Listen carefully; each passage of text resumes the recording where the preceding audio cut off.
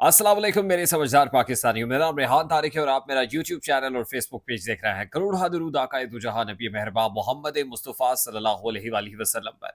इस दौर इस उम्मीद के साथ इस व्लॉग का आगाज़ करते हैं कि अल्लाह रब्बुल इज़्ज़त इस मुल्क के फैसला साजों के दिलों में समझदार पाकिस्तानियों के लिए नरमी पैदा कर दे। मेरा ये व्लॉग मारूफ आलिम दीन मुफ्ती तारिक मसूद के हालिया मुतनाज़ा बयान से मुताल्लिक है और ये व्लॉग इंतहाई अहमियत का हामिल है। मैं आपसे इंतहाई अदब से गुजारिश करूंगा कि इस व्लॉग को आखिर तक ज़रूर देखिएगा ताकि मेरा मौक़िफ़, मेरा वर्जन आलिम दीन मुफ्ती तारिक मसूद के मुतनाज़ बयान से मुताल्लिक ठीक अंदाज में, बेन ही उस अंदाज में पहुँच सके जिस अंदाज में मैं आप तक पहुँचाना चाह रहा हूँ। और क्लैरिटी आना बहुत ज़्यादा ज़रूरी है क्योंकि बड़ा हसास मौजू है। और मुफ्ती तारिक मसूद के इस बयान पर सुन्नी इत्तेहाद तहरीक कराची की जानिब से उन पर तौहीन रिसालत की जो दफ़ा 295C है, उसके तहत मुकदमे के इंदराज की FIR के इंदराज की दरख्वास्त दे दी गई है। मुफ्ती तारिक मसूद का एक वजाहती बयान भी सामने आया है, उस बयान से मुतालिक भी बात करूँगा। जो मुतनाज़ा बयान है उसकी हकीकत को खोल कर आपके सामने रखने की कोशिश भी करूँगा। लेकिन उससे पहले मैं आपको ये बता दूँ कि जब तक न कट मरूँ ख्वाजा यसरब की हुर्मत पे, खुदा शाहिद है कामिल मेरा ईमा हो नहीं सकता। ना कोई आप जैसा था, ना कोई आप जैसा है, ना कोई आप जैसा आएगा। इसमें कोई दो राय नहीं है। और ज़ाहिर है मैं तो ग़ुलाम इब्ने ग़ुलाम इब्ने ग़ुलाम इब्ने ग़ुलाम आका नामदार सल्लल्लाहु अलैहि वसल्लम के तलवों की खाक के बराबर हम नहीं हैं। तो जो भी कहूँगा मैं बड़े ही मोहतात अंदाज में अपना मौक़िफ़ आप तक पहुँचाने की कोशिश करूँगा। सबसे पहले तो मैं जो मुफ्ती तारिक मसूद साहब हैं, मैं उनका स्टेटमेंट आपके सामने रख देता हूँ कि वो क्या कह रहे हैं। उसका ट्रांसक्रिप्ट मैं पढ़ के सुनाऊँगा कि असल में हुआ क्या है। देखिए, बड़े मुबल्लिग़ दाई आलिम दीन जनाब मुफ्ती तारिक मसूद साहब, वो ये फरमा रहे हैं कि हमारे प्यारे नबी सल्लल्लाहु अलैहि वसल्लम चूँकि उम्मी थे, उम्मी का मतलब आप समझते हैं ना कि वो पढ़ना लिखना नहीं जानते थे। जब भी वही आती थी वो किसी कातिब सहाबी को बुलाकर, यानी वही को लिखने के लिए किसी सहाबी को बुलाया करते थे और उससे इस वही को लिखवा लेते थे। मगर कई बार सहाबाए कराम कुरान गलत लिख देते थे, तो चूंकि नबी सल्लल्लाहु अलैहि वसल्लम तो पढ़ना लिखना नहीं जानते थे, इसलिए वो इसको दुरुस्त नहीं करवा पाते थे और वो गलतियां आज तक वैसे ही कुरान में चली आ रही हैं। मुफ्ती साहब मजीद फरमाते हैं कि कुरान में एक लफ्ज़ जो उन्होंने वीडियो में तफसील से बताया है, वो कहते हैं ग्रामर के एतबार से वो कुरान करीम में लिखा गया वो लफ्ज़ 100% गलत है, मगर वो अभी तक कुरान में चला आ रहा है और किसी की जुर्रत नहीं है कि इसको ठीक कर सके। अच्छा, इस बयान के बाद उन पर तौहीन इस्लाम और गुस्ताखी के फतवे भी लगाए जा रहे हैं और सोशल मीडिया पर उनके खिलाफ एक कैंपेन भी शुरू कर दी गई है। और इस बात का खदशा भी मौजूद है कि मुफ्ती तारिक साहब के इस बयान के बाद कोई हो सकता है कि उनको को कला कमा करने की कोशिश भी करे उनका, और अल्लाह पाक मुफ्ती तारिक मसूद साहब ने जो कहा है अ, उसको उनको इसकी दुरुस्तगी करने की तौफीक भी अता फरमाए। और फिर ये जो इल्मी अदबी बहस है, इसको इल्मी अदबी अकली अंदाज के अंदर किसी ख़ास मजलिस के अंदर करने की तौफीक भी अता फरमाए। अच्छा, अब ये जो स्टेटमेंट मुफ्ती तारिक मसूद साहब ने दिया है, इस स्टेटमेंट के ना अब कई एस्पेक्ट्स हैं। वो ये कह रहे हैं कि सबसे पहले तो मैं आपको ये बता दूं कि अल्लाह के नबी सल्लल्लाहु अलैहि वसल्लम, उनको उम्मी का लक़ब दिया गया। पढ़ना लिखना नहीं जानते थे, लेकिन ज़ाहिर है जब पहली वही उन पर नाजिल हुई तो उससे उसकी जो शान नुज़ूल है, उस मुतालिक भी एक वाक़या हम सब लोगों ने पढ़ लिख रखा है, सुन रखा है बड़ों से भी। और वो ये है कि जब पहली वही नाजिल हुई आका नामदार सल्लल्लाहु अलैहि वसल्लम पर, तो उन पे कँप-कँपी तारी हो गई। बहुत ज़्यादा घबराए हुए थे।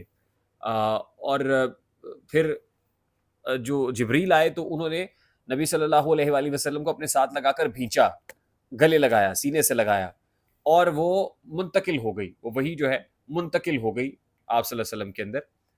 और फिर उसके बाद आप सल्लल्लाहु अलैहि वसल्लम बड़ी परेशानी के आलम में अम्मा खदीजा रज़ी अल्लाह ताला अन्हा के पास गए, उनको ये बताया और फिर जो है वो अम्मा खदीजा रज़ी अल्लाह ताला अन्हा ने नबी पाक सल्लल्लाहु अलैहि वसल्लम को हौसला भी दिया, दिलासा भी दिया। अच्छा, अब ये वाक़या हमने सुना है। अब इसकी शान नुज़ूल क्या है? ये कहाँ से आया है? ये इसकी ऑथेंटिसिटी क्या है? क्रेडिबिलिटी क्या है? मेरा नहीं ख़्याल कि हम में से कभी भी किसी ने इसको समझने की, परखने की, जानने की कोशिश की कि आया ये वाक़या दुरुस्त भी है या वाक़या गलत है। ये ऐसे ही सीना-ब-सीना किसी ने اس واقعے کو پھیلا دیا اور اس کے بعد ہم بھی اس کو کوٹ کرتے رہتے ہیں. میری دانست میں جو آقائے دو جہاں ہیں، نبی مہرباں ہیں، اس پوری کائنات جو وجہ تخلیق کائنات ہیں، ان کی پریشان، اور پھر جو محبوب ہیں، اللہ رب العزت کو سب سے زیادہ محبوب ہے کون ہے؟ اپنا پیارا محبوب محمد صلی اللہ علیہ وآلہ وسلم، جو ان کے اللہ کے محبوب ہے. تو یہ کیسے ہو سکتا ہے کہ اس انداز میں وہ گھبرائے ہوئے پریشانی کے عالم میں، اور یہ وہ سب، اس واقعے کی اتھینٹسٹی اور کریڈیبلٹی بھی چیک کرنے کی ضرورت ہے کہ کیا ہے. میں تو نہیں سمجھتا کہ میرے آپ کے ہم سب کے آقا نبی مہربان صلی اللہ علیہ وآلہ وسلم کے اوپر اس طرح کی کپ کپی یا پریشانی یا یہ معاملہ طاری ہوا ہوگا. میں صرف اس کو عقلی ڈومین کے اندر رہ کے بات کرنے کی کوشش کر رہا ہوں. اور پھر آقا نامدار صلی اللہ علیہ وآلہ، ظاہر اس وقت پرنٹنگ پریس تو تھے نہیں جس وقت یہ سب چیزیں آ رہی تھی اور آپ صلی اللہ علیہ وسلم پہ وہی آتی تھی اور آپ لکھوا دیتے تھے. ظاہر ہے یہ کوئی پتوں پہ، کوئی درختوں پہ، کوئی ظاہر ہے اس طرح کی چیزوں کے اوپر، کھال کے اوپر چیزیں لکھی جاتی تھی اور اس کے بعد اس کو کلیکٹ کیا گیا اور یہ سب کمپائل ہونے کے بعد یہ سب بنا. ظاہر ہے جب یہ کمپائلیشن ہو رہی تھی، یہ سارا کچھ تھا، تو کہیں نہ کہیں ایسا عنصر ضرور موجود رہتا ہے، کسی نہ کسی جگہ پر شائبہ ضرور موجود رہتا ہے. لیکن اللہ تعالیٰ نے یہ خود کہا ہے کہ قرآن کریم کی حفاظت کے ذمہ ہم نے خود لیا ہے اور اس کو لوح محفوظ میں رکھا ہے.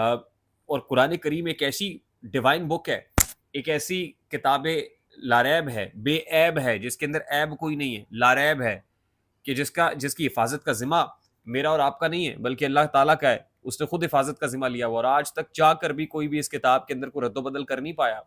اور نبی پاک صلی اللہ علیہ وآلہ وسلم نے تو کفار مکہ کو بھی کہا تھا کہ بھی کوئی لا سکتا ہے تو ایسی کتاب لے آئے.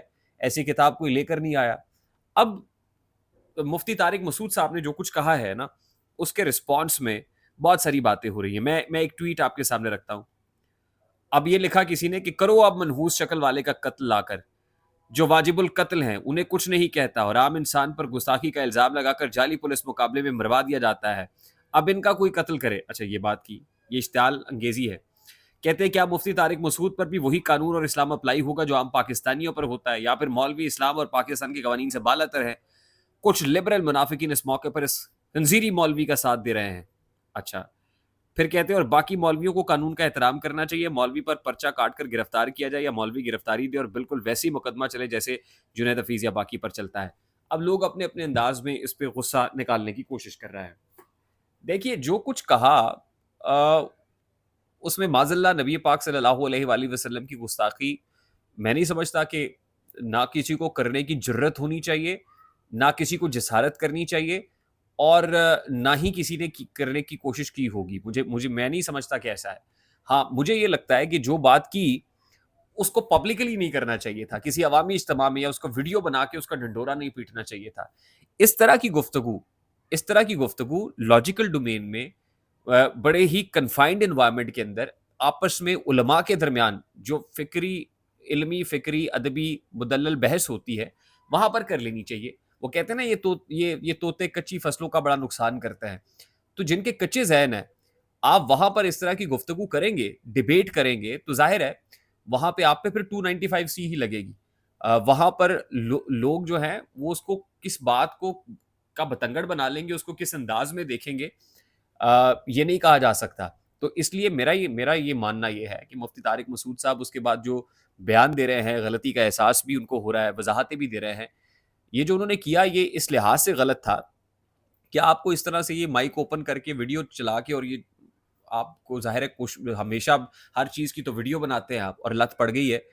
تو خدا کا واسطہ ہے جو علماء کی بحث ہے وہ علماء کے درمیان رکھیں، وہ عام آدمی تک نہ لے کے آئے، وہ ایسے لوگوں تک نہ لے کے آئیں کہ جو دین کو ٹھیک طریقے سے سمجھتے نہیں ہیں، یا ظاہر ہے جن کے پاس کوئی سند نہیں ہے کہ وہ عقلی اور منطقی انداز میں، اور ظاہر ہے یہ جو پڑھنے کی کوشش بھی نہیں کرتا ہے.